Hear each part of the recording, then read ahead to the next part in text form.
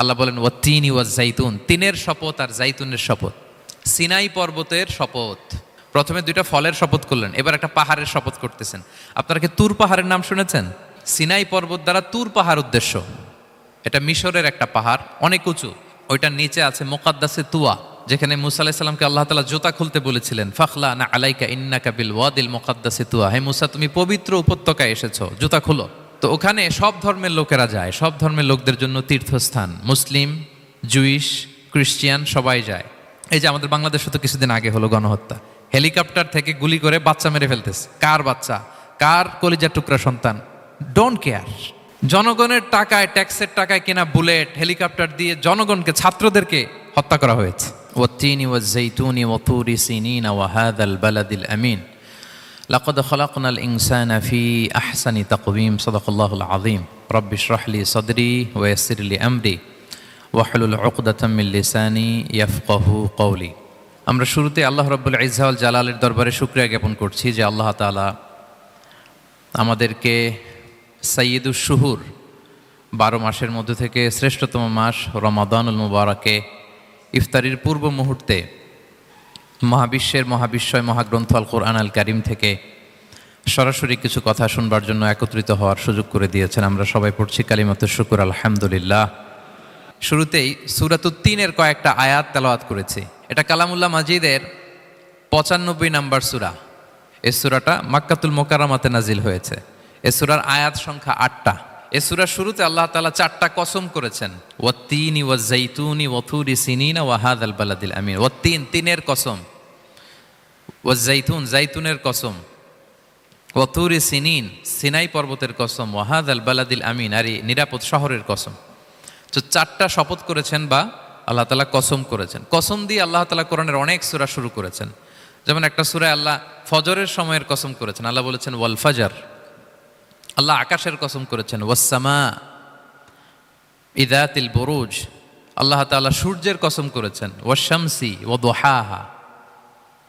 এভাবে আল্লাহ তাআলা তার সৃষ্টির অনেক কিছুর কসম করে গুরুত্বপূর্ণ কোনো মেসেজ বা বার্তা আমাদের সামনে হাজির করেন। তো এই সূরাতে আল্লাহ তাআলা 4টা জিনিসের কসম করে একটা খুবই গুরুত্বপূর্ণ বার্তা মানব মণ্ডলীর জন্য এই সূরাতে তিনি হাজির করেছেন। এই সূরাটা আমাদের অনেকেরই মুখস্থ আলহামদুলিল্লাহ, এবং আল্লাহ রাসূল সাল্লাল্লাহু আলাইহি ওয়াসাল্লাম প্রায় বিভিন্ন নামাজে এই সূরাটা তেলাওয়াত করতেন।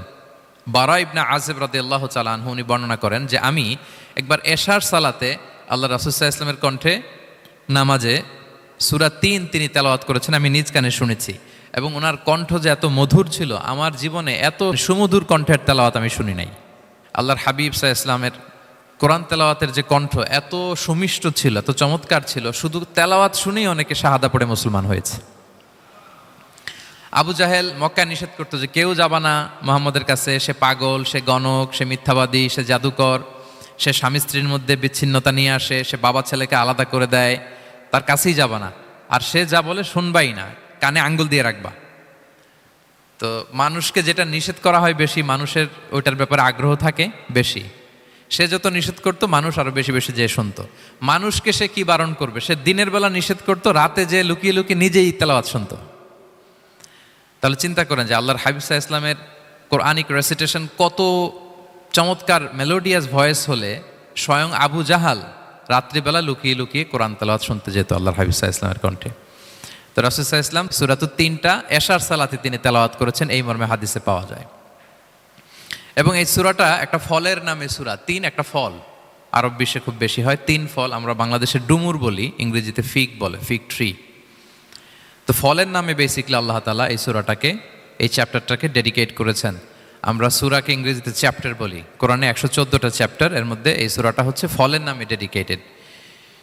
বিভিন্ন নামে খুব ইনক্লুসিভ ওয়েতে আল্লাহ তাআলা কোরআনে সূরাগুলো দিয়েছেন। কোরআনে আপনি প্রাণীর নামে সূরা পাবেন, প্রাণী। মানুষের নামে সূরা পাবেন। মানুষের মধ্যে 3 ভাগ, মুমিন, তারপর কাফির, এরপর মুনাফিক, প্রত্যেকের নামে সূরা। সূরাতুল মুমিনুন আছে, সূরাতুল কাফিরুন আছে, আবার সূরাতুল মুনাফিকুন আছে। আমাদের দৃশ্য জগতের সবচেয়ে বড় প্রাণীটা হচ্ছে হাতি, তাই না? এই হাতির নামে একটা সূরা আছে, বলেন তো এই সূরার নাম কি? সূরা ফিল। তারপর আমরা যে দেখি আমাদের দৃশ্য জগতের সবচেয়ে ছোট প্রাণী হচ্ছে পিঁপড়া, পিঁপড়ার নামে একটা সূরা আছে, সূরা আন-নামল। আন-নামল মানে পিঁপড়ার সূরা। মাকড়সার নামে সূরা আছে, সূরাতুল আনকাবুত। তারপর গোষ্ঠীর নামে সূরা আছে, সূরাত আলে ইমরান। বংশের নামে সূরা আছে, সূরাত কুরাইশ, কুরাইশ বংশের নামে সূরা। এইভাবে খুব ইনক্লুসিভ ওয়েতে, এমন কিছু নাই যে আল্লাহ তাআলা উল্লেখ করেন নাই। মা ফাররাতনা ফিল কিতাবি মিন শাই, উল্লেখ করে নাই কোরআনে এমন কিছু নাই, সব কিছু আল্লাহ তাআলা উল্লেখ করেছেন।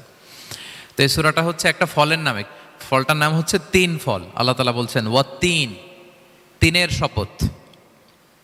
আমি একবার সরল বঙ্গানুবাদ করি, এরপর আমি তাফসিরে ঢুকি।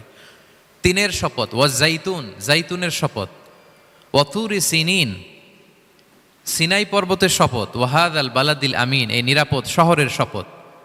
লাকদ খলাকনাল ইনসানা ফি আহসানি তাকওয়িম, নিশ্চয় আমি মানুষকে খুব চমৎকার সুন্দর অবয়বে সৃষ্টি করেছি। সুম্মা রাদাদনাহু আসফালা সাফিলিন, এরপরে তাকে আবার নিচু থেকে নিচুর দিকে নামিয়ে দিয়েছি।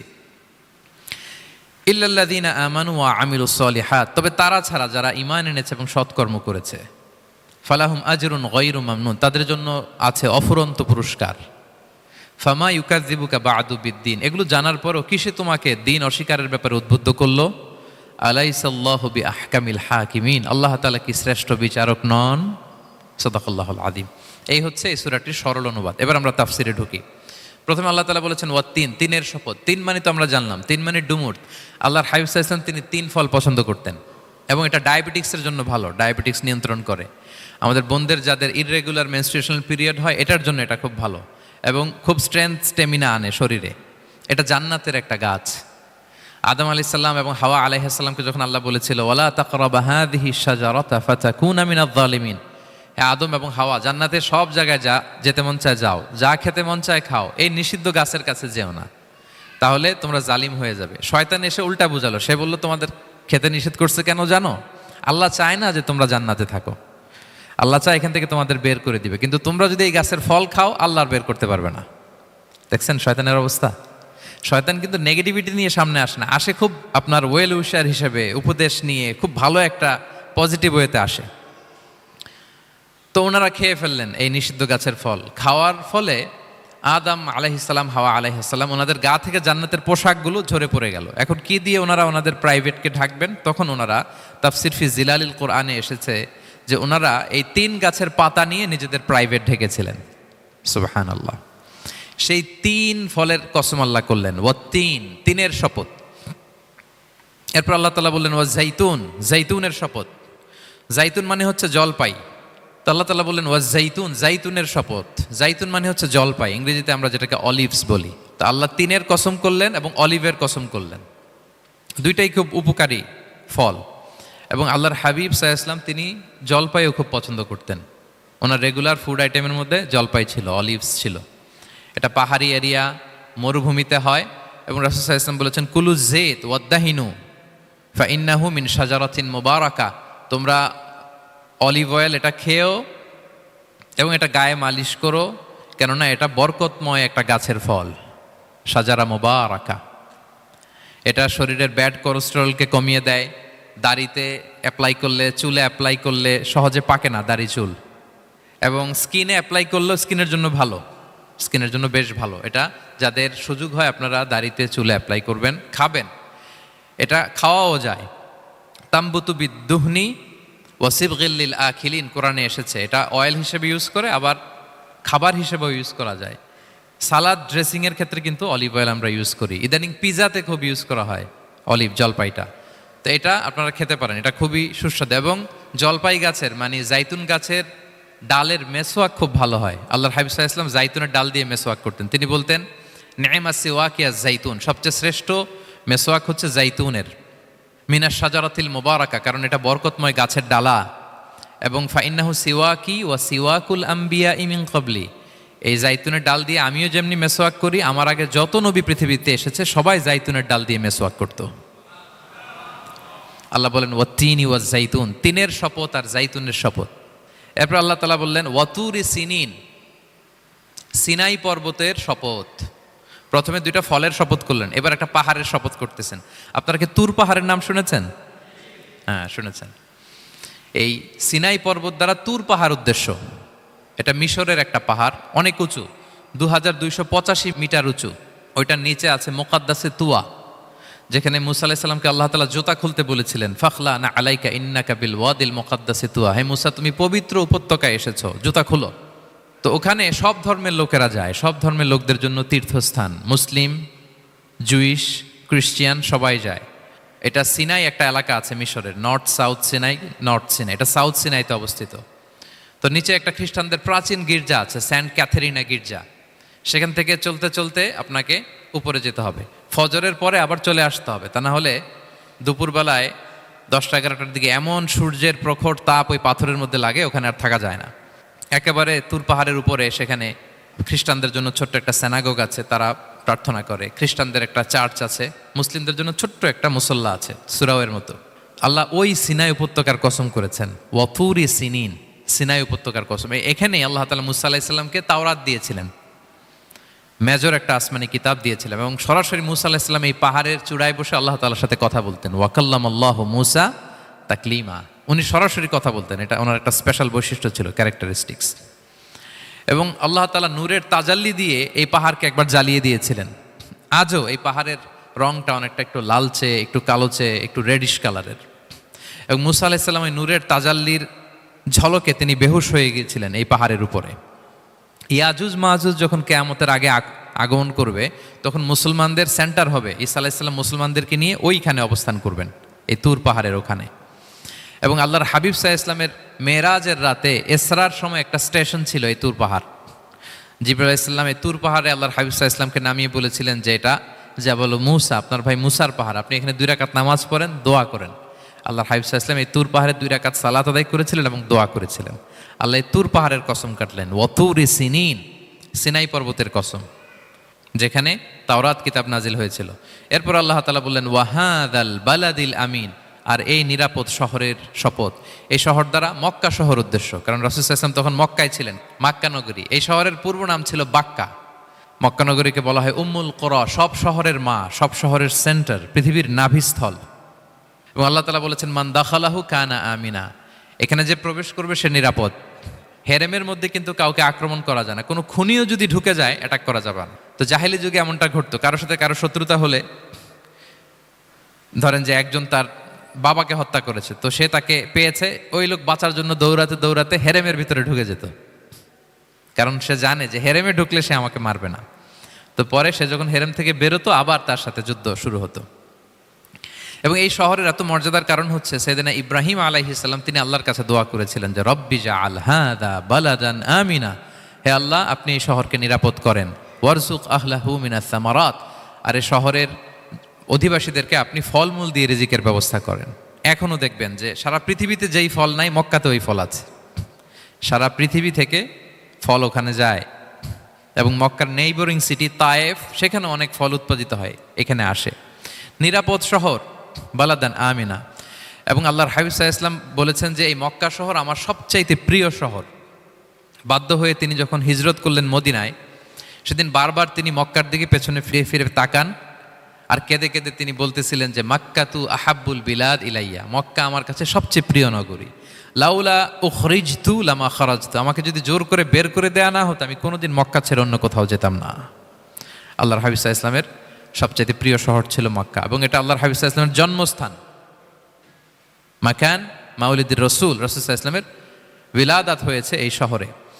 এবং এই শহরকে আল্লাহ বলেছেন মাসাবাতান লিন্নাসি ওয়া আমনা, মানুষের মিলনস্থল, কেন্দ্রস্থল, সারা পৃথিবী থেকে মানুষ ওখানে যায়। আপনি যে রমাদানে যদি মক্কায় যান, আল্লাহু আকবার, লক্ষ লক্ষ উমরা পালনকারী সেখানে, ইউরোপ থেকে, আফ্রিকা থেকে, অস্ট্রেলিয়া থেকে, এশিয়া থেকে, সারা পৃথিবীর মানুষের মিলনস্থল। ওখানে গেলে আপনি দেখবেন মাসাবাতান লিন্নাসি ওয়া আমনা, নিরাপদ জায়গা এবং মানুষের মিলনস্থল। এটা এখানে এমন মসজিদ আল্লাহ রেখেছেন কাবা ঘরের চারদিকে, এটাকে বলা হয় মসজিদুল হারাম, যে মসজিদে 1 রাকাত সালাত পড়লে 1 লক্ষ রাকাতের সওয়াব হয়। আল্লাহর ঘরকে কেন্দ্র করে তাওয়াফের নির্দেশ দেওয়া হয়েছে, ওয়ালিয়াত তাওয়াফু বিল বাইতিল আতিক, পৃথিবীর কোনো ঘরকে তাওয়াফ করা যায় না, কোনো ঘরকে, এই একটা মাত্র ঘর যেটাকে এর চারদিকে এরকম তাওয়াফ করা যায়। তাহলে এই পবিত্র ঘর, পবিত্র মসজিদ যেই শহরে অবস্থিত, সেই শহরের কসম আল্লাহ করেছেন। আল্লাহ বললেন ওয়াহাদাল বালাদিল আমিন, এই নিরাপদ শহরের কসম, মানে মক্কা শহরের কসম। আমরা আপাত দৃষ্টিতে আমাদের কাছে মনে হচ্ছে 2টা ফলের কসম, একটা পাহাড়ের কসম, একটা নগরীর কসম। আসলে বেসিকলি আল্লাহ তাআলা এই 4টা শপথ দিয়ে 3 নবীর জন্মস্থান, 3 নবীর নবুয়তের কসম করেছেন। কিভাবে সেটা আমি মিলিয়ে দেই। এই যে প্রথমে যে আল্লাহ বলেছেন ওয়াত্তিনি ওয়া জাইতুন, তিন এবং জাইতুনের কসম। পৃথিবীতে সবচেয়ে বেশি তিন এবং জাইতুন কোথায় উৎপন্ন হয় জানেন? ফিলিস্তিনে। কোথায়? শাম দেশে, যেটা হাদিসের পরিভাষায় বলা হয় শাম, বর্তমান ফিলিস্তিন এবং সিরিয়া মিলে। তিন জাইতুন দিয়ে বেসিকলি আল্লাহ তাআলা ফিলিস্তিনের শপথ করেছেন, শাম দেশের শপথ, যেখানকার বেথলহামে ঈসা আলাইহিসসালাম, জেসাস ক্রাইস্ট, তিনি জন্মগ্রহণ করেছেন, ঈসা আলাইহিসসালামের জন্মস্থান। তাহলে তিন জাইতুনের শপথের মাধ্যমে মূলত আল্লাহ তাআলা ঈসা আলাইহিসসালামের জন্মস্থানের শপথ করেছেন, কারণ সেখান থেকে ওহী বিচ্ছুরিত হয়েছে, ওনার কাছে ইনজিল নাজিল হয়েছিল। এবং এই শামের মর্যাদার ব্যাপারে অনেক কথা আল্লাহর হাবিব সাল্লাল্লাহু আলাইহি ওয়াসাল্লাম তিনি বলেছেন। আল্লাহ রাসূল সাল্লাল্লাহু আলাইহি ওয়াসাল্লাম যখন মেরাজে যান, তখন মক্কা থেকে এই শাম দেশে ফিলিস্তিনের বাইতুল মাকদাসে রাসূল সাল্লাল্লাহু আলাইহি ওয়াসাল্লামকে নিয়ে যাওয়া হয়েছিল।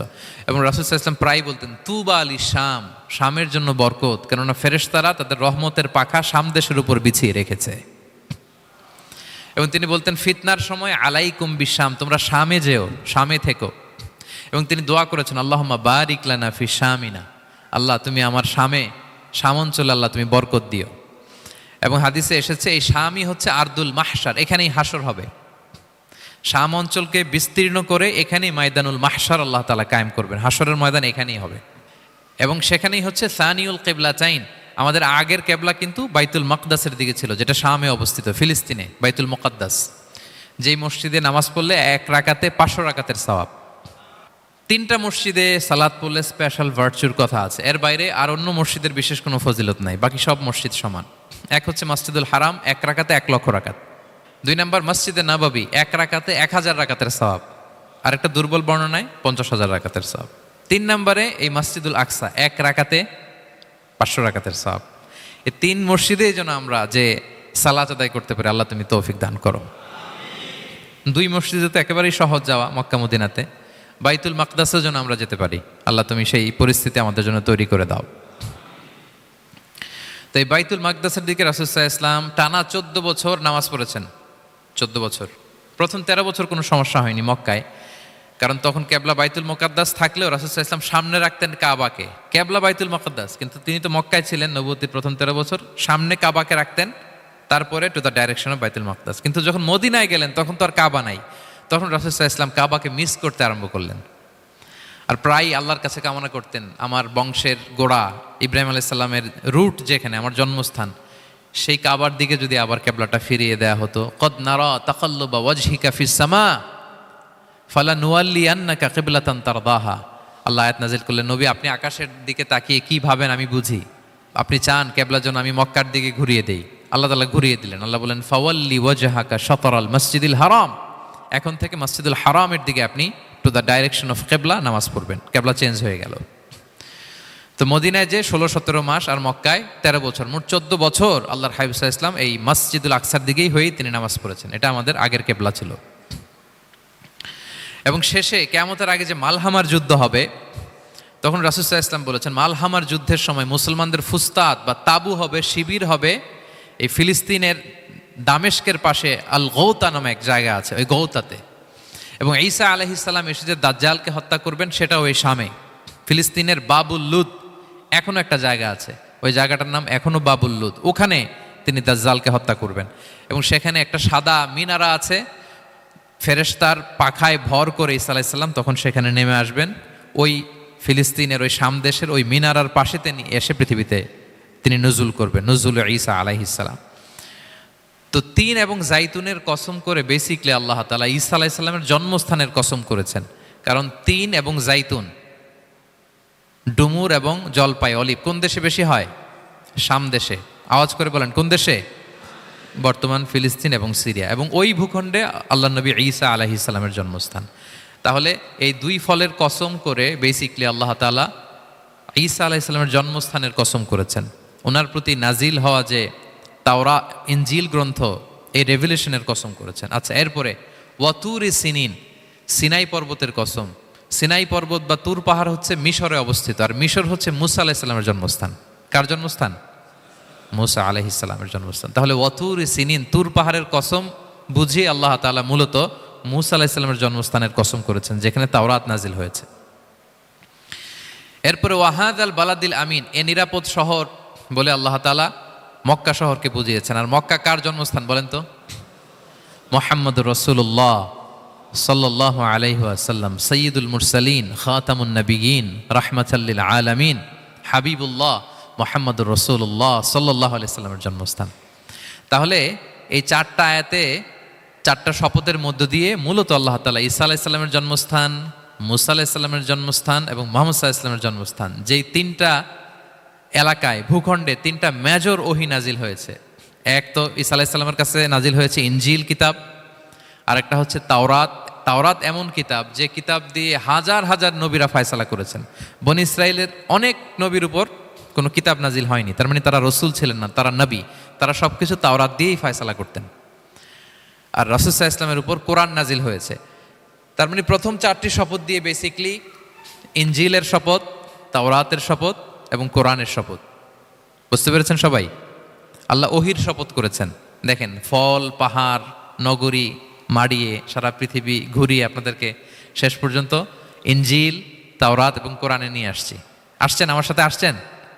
হ্যাঁ, এই রেভেলেশনের শপথ আল্লাহ করেছেন। তাহলে ওয়াত্তিনি ওয়াজ্জাইতুনি ওয়াতুরি সিনিনা ওয়া হাযাল বালাদিল আমিন, এই চার আয়াতে চারটা শপথের মধ্য দিয়ে মূলত আল্লাহ তাআলা আসমান থেকে নাজিল হওয়া যে ওহী, এই ওহির শপথ অথবা ওহী যেই ভূখণ্ডে নাজিল হয়েছে সেই ভূখণ্ডগুলোর শপথ করে আল্লাহ একটা গুরুত্বপূর্ণ কথা বলবেন। সেটা কি? আল্লাহ তাআলা বললেন, লাকাদ খালাকনাল ইনসানা ফি আহসানি তাকওয়িম, আর আমি মানুষকে অত্যন্ত চমৎকার অবয়বে সৃষ্টি করেছি, চমৎকার গঠনে, চমৎকার স্ট্রাকচারের ডিজাইনে সৃষ্টি করেছি। মানুষের দৈহিক অবকাঠামো গঠন এটা যেমনি চমৎকার, মানুষের ইন্টেলেকচুয়াল কাঠামো এটা চমৎকার, মানুষের আচরণগত যে বিহেভিয়ারাল ট্রেটস, ক্যারেক্টারিস্টিক্স এটাও চমৎকার। প্রত্যেক দিক থেকে আল্লাহ তাআলা নান্দনিকভাবে মানুষকে তিনি তৈরি করেছে। আমরা যদি দেহের কথা বলি, হিউম্যান অ্যানাটমি নিয়ে যাদের ধারণা আছে, আপনি শুনলে অবাক হবেন এত জটিলভাবে আমাদের দেহটা ফাংশন করে। ঠিক যেই মুহূর্তে আমি কথা বলতেছি আমার ব্রেইন সচল, আমার নার্ভ সিস্টেম সচল, হেয়ারিং সিস্টেম, স্মেলিং সিস্টেম, আমার এই যে হার্ট সচল, সিস্টোলিক ডায়াস্টোলিক অলিন্দ নিলয় হচ্ছে, আমার লাং কাজ করতেছে, কিডনি ইজ ওয়ার্কিং পারফেক্টলি, সব কিছু কাজ করতেছে। এত সূক্ষ্মভাবে আমাদের দেহটা কাজ করে, এটাকে ইংরেজিতে বলে মরফোলজি, আকৃতি সংক্রান্ত যে বিদ্যা, এটা নিয়ে যদি আপনি দেখেন যে মানুষের হাত কিভাবে কাজ করে, মানুষের পা কিভাবে কাজ করে, মানুষের হিউম্যান ব্রেইন কিভাবে কাজ করে, আপনি অবাক হবেন। এবং আল্লাহর যে সেট আপ, লাকাদ খালাকনাল ইনসানা ফি আহসানি তাকওয়িম, নিশ্চয় আমি মানব জাতিকে চমৎকার অবয়বে তৈরি করেছি। আপনি যদি অবয়বটা দেখেন, আমাদের স্ট্রাকচার এর চেয়ে সুন্দর করে আর তৈরি করা যেত না, এর চেয়ে সুন্দর আর হতে পারে না। যেখানে যা দেয়ার, মাথার চুল থেকে পায়ের নখ পর্যন্ত, আপনি একটা ডিজাইনে, স্ট্রাকচারে, সেট আপে আপনি ভুল ধরতে পারবেন না। যেখানে যেটা দরকার, আপনি একটু খেয়াল করে দেখেন যে এই যে আমাদের চোখ, চিকিৎসা বিজ্ঞান বলতেছে যে মানুষ 10 মিলিয়নেরও বেশি রং শনাক্ত করতে পারে। Human eyes can identify more than 10 million colours. 10 মিলিয়নেরও বেশি রং আমরা আমাদের চোখ দিয়ে শনাক্ত করতে পারি। সুবহানাল্লাহ, সুবহানাল্লাহ বিহামদি। আচ্ছা, চোখের সেট আপটা একটু যদি খেয়াল করেন, দেখেন আমার এই চোখ এখানে না থাকে, এটা যদি জাস্ট 2 ইঞ্চি উপরে এখানে হইতো, এইটা যদি কপালে যদি আমাদের চোখ হইতো, কি অবস্থা হইতো বলেন তো? সিজদা দিতে পারতেন আল্লাহকে? বলেন, দিতে পারতেন? আচ্ছা, আমরা কিছু খাওয়ার সময় আমরা কি করি?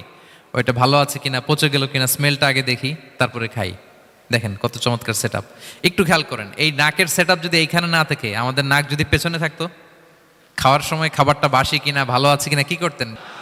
লাকাদ খালাকনাল ইনসানা ফি আহসানি তাকওয়িম। আচ্ছা দেখেন, এই যে আমরা কান দিয়ে শুনি, এই যে কান পেঁচানো, মনে করেন না যে এমনি এমনি পেঁচানো, এই পেঁচানো, এটা এই পথ না থাকলে আমরা শুনতেই পেতাম না। এটা এমনভাবে সেট আপ করা, এটাই ইথারে ভাষা তরঙ্গকে এয়ার ড্রামের ভেতরে সুন্দরভাবে ইনপুট করে, নাহলে আমরা শুনতে পেতাম না। আপনার এই কান কেটে ফেলে দিলে আপনি শুনতে পারবেন না। এটা এইভাবেই যেতে হবে, সুরঙ্গটা এইভাবে তৈরি হইতে হবে। আচ্ছা দেখেন, আপনার কান, এই কান যদি এইখানে না থেকে আপনার ডান বগলের নিচে হইতো, বাম কান যদি বাম বগলের নিচে হইতো, তাহলে কি হইতো বলেন? আজকে আমার ওয়াজ কিভাবে শুনতেন বলেন দেখি, কিভাবে শুনতেন? বুদ্ধি আছে বলে যে হুজুর এইভাবে শুনতাম। সুবহানাল্লাহ, সুবহানাল্লাহ। লাকাদ খালাকনাল ইনসানা ফি আহসানি তাকওয়িম, আমি মানুষকে সবচেয়ে সুন্দর সর্বোত্তম গঠনে তৈরি করেছি। দেখেন, কান দুটো ওইখানে থাকলে কথা শুনতে হইলে হাত উঁচু করে রাখা লাগতো। আল্লাহ, আপনি একটা একটা অঙ্গ দেখেন, ঠিক যেখানে যেটা যেভাবে সেট করা দরকার, আল্লাহ তাআলা দয়া করে অনুগ্রহ করে ঠিক সেভাবে তিনি সেট করেছেন। আমাদের চেহারার মধ্যে দেখেন এক একজনের এক এক রং, ওয়াখতিলাফু আলসিনাতিকুম ওয়া আলওয়ানিকুম ইন্না ফি যালিকা লাআয়াতুন লিল আলিমিন। আল্লাহ বলেন তোমাদের ভাষার ভিন্নতা দিয়েছি, তোমাদের গায়ের রঙের ভিন্নতা, একজনের চেহারার সাথে আরেকজনের মিল নাই, একজনের ফিঙ্গারপ্রিন্টের সাথে। আয়াহসাবুল ইনসানু আল্লান নাজমাআ ইযামা বালা কাদিরিনা আলা আন নুসাউইয়া বানানা। মানুষ ভেবেছে সে মারা গেলে তাকে আমি তার অস্থি মজ্জা হাড় গোশত চামড়া জোড়া লাগাতে পারবো না। আরে তার আঙ্গুলির অগ্রভাগ পর্যন্ত আমি সুবিন্যস্ত করে আমার কাছে রেখে দিয়েছি ফিঙ্গারপ্রিন্ট। আমাদের ফিঙ্গারপ্রিন্টগুলো আল্লাহর কাছে সংরক্ষিত, একজনের ফিঙ্গারপ্রিন্টের সাথে আরেকজনেরটা মেলে না। এই যে আমার 10 আঙ্গুলে 10টা ফিঙ্গারপ্রিন্ট, পায়েরগুলো হচ্ছে ফুটপ্রিন্ট, একটার সাথে আরেকটা মিলে? আমার এটার সাথে এটা মিলবে বলেন? আমার সাথে আপনারটা মিলবে? বর্তমানে পৃথিবীতে কত কোটি মানুষের বসবাস বলেন? এই যত মানুষ পৃথিবীতে আছে একজনের আঙ্গুলের ছাপের সাথে, এই যে বায়োমেট্রিক্যাল অথেন্টিকেশন যে আমরা করি, একজনের ফিঙ্গারপ্রিন্টের সাথে আরেকজনের ফিঙ্গারপ্রিন্টের মিল নাই। একজনের ফুটপ্রিন্টের সাথে ফুটপ্রিন্ট মিল, ইভেন একজনের আই প্রিন্টের সাথে। আমাকে একজন ওনার হসপিটালে নিয়ে গেল ঢাকায়, তো উনি ওনার দরজা খুলতেছে আই প্রিন্ট দিয়ে, মানে উনি না গেলে খুলে না। উনি আর ওনার খুব কাছের স্টাফ, এটা গুরুত্বপূর্ণ একটা অফিস, তো উনি চোখ দিল, আই প্রিন্ট নিল, এরপরে দরজা খুলে যাচ্ছে। দেখেন একজনের আই প্রিন্টের সাথে আরেকটা আই প্রিন্ট মেলে না। সুবহানাল্লাহ। প্রিয় ভাইরা, একজনের ফিঙ্গারপ্রিন্টের সাথে আরেকজনের ফিঙ্গারপ্রিন্টের কোনো মিল আছে পৃথিবীতে? ফুটপ্রিন্টের সাথে, আই প্রিন্টের সাথে? কারণ ডিজাইনারটা কে বলেন তো? হুয়াল্লাযী ইউসাউবিরুকুম ফিল আরহামি কাইফা ইয়াশা। মায়ের পেটে থাকতেই আল্লাহ তাআলা এগুলো ডিজাইন করে দিয়েছেন, আমি কেমন হব, আমার বৈশিষ্ট্য কেমন কেমন হবে। এই যে আমি যে আমার বাবা দাদা 14 পুরুষের ডিএনএ বয়ে বেড়াই, এগুলো সব নিয়ে আমার বৈশিষ্ট্য, আমার কণ্ঠস্বর, আমার ক্যারেক্টারিস্টিক্স, আমার ফিচার কেমন হবে, সব তিনি আল্লাহ তাআলা মায়ের পেটে থাকতেই ডিজাইন করে দিয়েছেন। সুবহানাল্লাহ। আল্লাহ বলছেন লাকাদ খালাকনাল ইনসানা ফি আহসানি তাকওয়িম। প্রিয় ভাইরা, কসম করার পরে আল্লাহ যে কথাটা বলেন এটা অনেক গুরুত্বপূর্ণ, খুবই গুরুত্বপূর্ণ বার্তা। আল্লাহ চারটা কসম করে 3টা নবীর জন্মস্থানের শপথ করে তিনি বললেন লাকাদ খালাকনাল ইনসানা ফি আহসানি তাকওয়িম। নিশ্চয় আমি অত্যন্ত চমৎকার আকৃতিতে মানুষকে তৈরি করেছি। মানুষের গঠন এরকম, মাথা থেকে পা পর্যন্ত। আমি তো 2-1টার কথা বললাম, চোখ নাক কান, আপনি একটা একটা করে যদি ধরেন, আমাদের হেয়ারিং সিস্টেম কিভাবে কাজ করে, হেয়ারিং নার্ভ কিভাবে কাজ করে, আমাদের সেন্সেশন কিভাবে কাজ করে, আমাদের ব্রেন কিভাবে কাজ করে। আমাদের এক একজনের ব্রেন 1.5 কেজি ওজন, 3 পাউন্ডের মতো একটা সুস্থ মানুষের অ্যাভারেজ ব্রেনের ওজন। এই ব্রেনের মেমোরি হচ্ছে 2.5 মিলিয়ন গিগাবাইট। আপনার মোবাইলে স্পেস কত বলেন, মেমোরি কত? হ্যাঁ, 512 জিবি। আর আমার আর আপনার ব্রেইনের যে মেমোরি, এই মেমোরি হচ্ছে 2.5 মিলিয়ন গিগাবাইটস। আল্লাহ, এই যে প্রতি মুহূর্তে আমাদের নিউরন কানেক্টিভিটি হচ্ছে, ব্রেনের স্নায়ুগুলোর যত কানেক্টিভিটি হয়, যত আমরা চিন্তা করে ব্রেনকে খাটাই, নতুন নতুন জিনিস আমরা তৈরি করতে পারি। এবং এমনভাবে আল্লাহ তাআলা এমন সফিস্টিকেটেড ব্রেইন আল্লাহ মানুষকে দিয়েছে, মানুষ পারে না এমন কিছু নাই। মানুষ যা কল্পনা করতে পারে মানুষ তা করে দেখাতে পারে। এজন্য আমাদের কল্পনার জানালাটাকে বড় করতে হবে। আই রিপিট, মানুষ যা কল্পনা করতে পারে, ইমাজিন করতে পারে, সেটা মানুষ করে দেখাতে পারে। ওই ক্যাপাসিটি দিয়ে আল্লাহ তাআলা মানুষকে তৈরি করেছেন। সুবহানাল্লাহ, সুবহানাল্লাহ। লাকাদ খালাকনাল ইনসানা ফি আহসানি তাকওয়িম। এই ব্রেনকে খাটিয়ে মানুষের কত ইনভেনশন, কত ডিসকভারি, মানুষ সভ্যতার পর সভ্যতা বিনির্মাণ করেছে। চোখ ধাঁধানো মানুষের আবিষ্কার, তাক লাগিয়ে দিয়েছে গোটা বিশ্বে একটার পর একটা করে।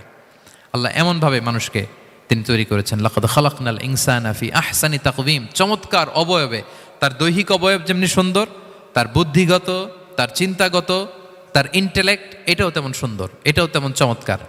পৃথিবীর কোনো প্রাণীকে আল্লাহ তাআলা এরকম হিউম্যান ব্রেনের মতো এরকম সফিস্টিকেটেড ব্রেন দিয়ে, ইন্টেলেক্ট দিয়ে তৈরি করেনি। এজন্য সব প্রাণী থেকে মানুষ আলাদা। সব প্রাণী থেকে মানুষের চিন্তা, বিবেক, বুদ্ধি এগুলো আলাদা। তাহলে দেখেন, মানুষের শ্রেষ্ঠত্ব মূলত এগুলোর দ্বারা। মানুষ যদি তার চিন্তা, বিবেক, বুদ্ধি খাটায়, সে শ্রেষ্ঠ হয়ে যায়।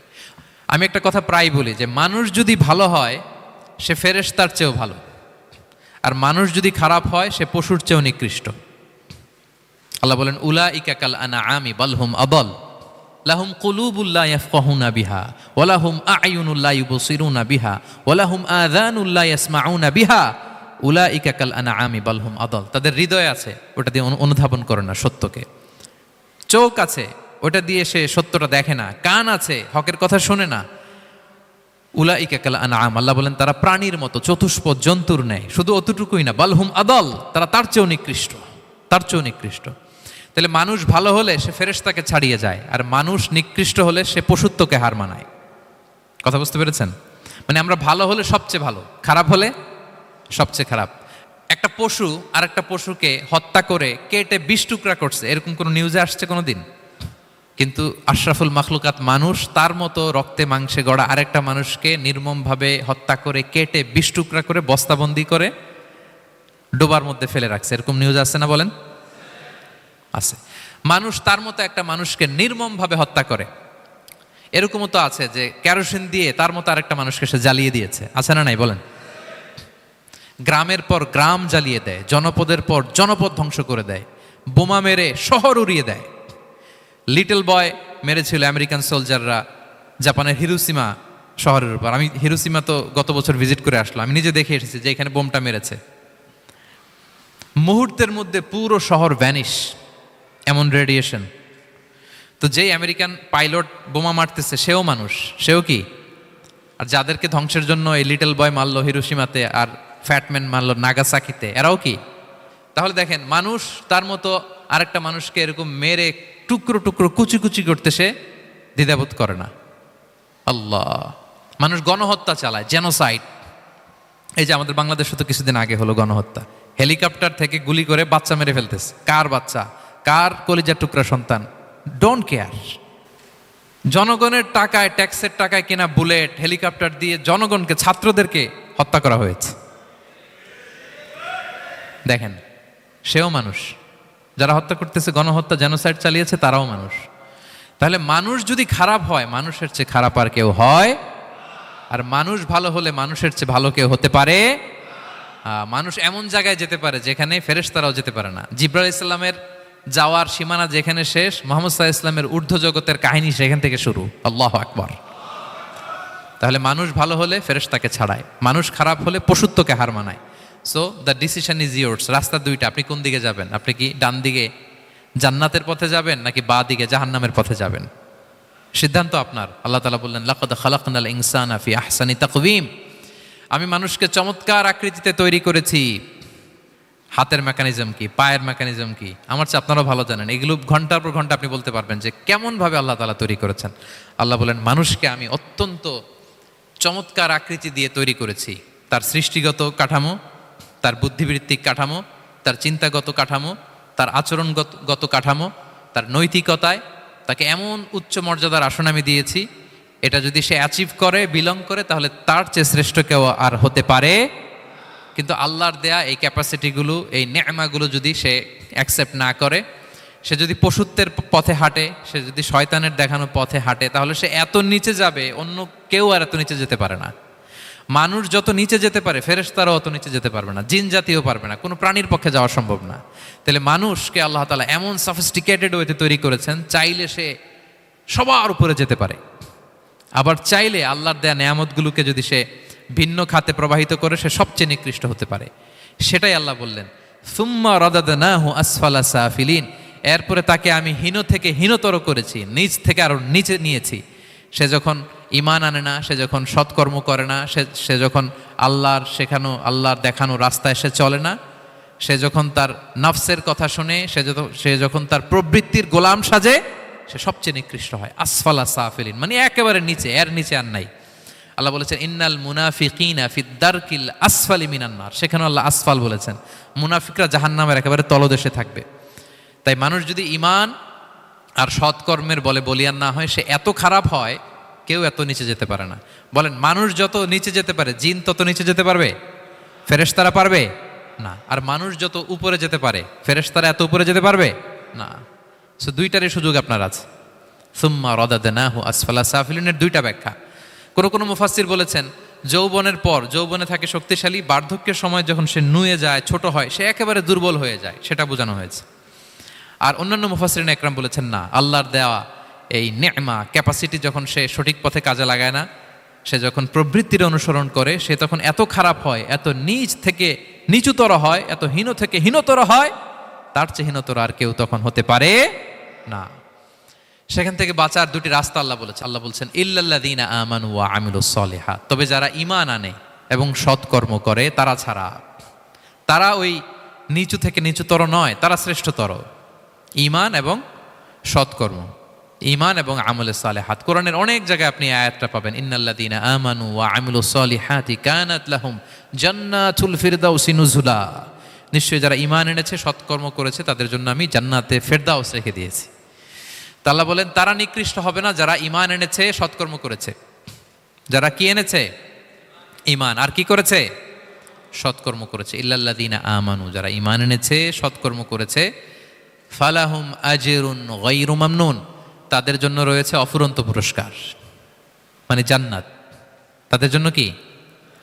ওই জান্নাতে যেতে আমরা চাই কি চাই না বলেন? রাস্তা কয়টা?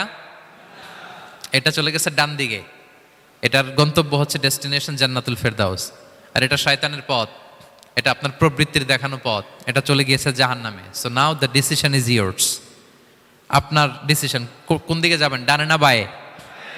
জান্নাতে না জাহান্নামে? জান্নাতে যেতে চাই আমরা। ফালাহুম আজরুন গায়রু মামনুন, তাদের জন্য আছে অফুরন্ত নেয়ামত, অফুরন্ত পুরস্কার। আমরা যেন সেই পুরস্কার লাভে ধন্য হতে পারি, আমরা সবাই বলি আমিন। আল্লাহ বলেন এইভাবে 4টা কসম করার পরে, এত গুরুত্বপূর্ণ বার্তা হাজির করার পরে, তোমার ঘুমন্ত বিবেককে জাগিয়ে তোমাকে বার্তা দেওয়ার পরেও কিভাবে তুমি অস্বীকার করতে পারো আখিরাতকে?